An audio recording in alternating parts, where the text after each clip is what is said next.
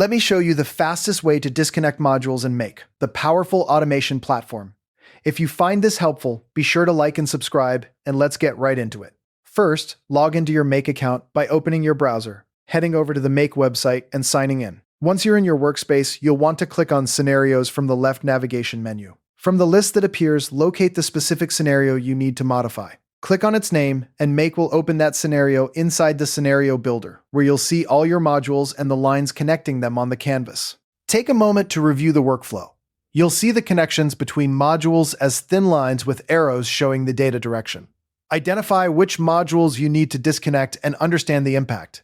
Disconnecting a module breaks the data flow between them. So before you proceed, think about any automations, filters, or routers attached to that connection. If you remove the link, those filters and routers tied to that specific path will also need attention later. Now locate the exact connection line between the two modules you want to separate. Click directly on that line and you should see it become highlighted, usually turning a different color. Next, right-click on that highlighted connection line. A context menu will pop up with options for that specific connection. Choose the option to remove or delete the connection. This action will separate the two modules without deleting the modules themselves, which is exactly what you want. Make may prompt you to confirm the removal. If a confirmation dialog appears, go ahead and confirm. Then, verify that the modules are now disconnected by checking that the connection line has completely disappeared.